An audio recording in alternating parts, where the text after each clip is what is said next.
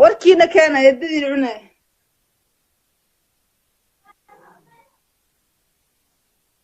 okay barnaamijkeeni baan u gudagalaynaa oo siigada ah asxaabaysaa ogtiinbo barnaamijka galabta waxa idin soo daadihinaysa gudoomiyaha siigada waa tan yar waay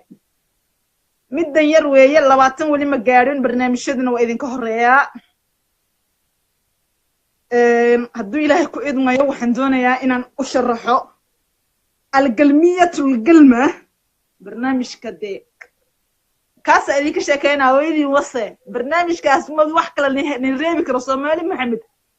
mar hore dadka cun lahaydeen anaa halkan waxa haya waxaan ku wadi yaa والله بلا dad badan tahriib laata ana mashquuliyo marka soo dhawaada asxaabta qaaliga ah kuwa kartada ee ka karanta mudan barnaamijka maanta wuxuu ka hadlayaa tiigo taasoo ah su'aalo fara badan oo luuqa laga soo weydiiyay baan halkan ka jawaabayaa anigu luuqa kama siigeeyo luuqan dad oo raaxeeyo cidii luuqa guskiisa ku soo dirtana blog saaraya blog okay barnaamijka maanta waxa weeye wiila wuxuu soo weydiiyay islaanta aniga aan qabo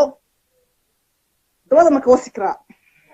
taa wadaadada la weydiinay ma wada shimaada la soo weydiiyay shimaada jawaab ay haysaa ari jawaab uu waynayo every question su'aal walbo waxaan u hayaa jawaab wal ciyaatu billah hadduu ilaahay ku idmayo jawaabtu waxa weeyaan jawaabtu waxa weeyaan hadduu ilaahay ku ilmayo aan halkan ka sii daynaya ninka wuxuu igu yiri yaa gabadhu futada ma laga wasi karaa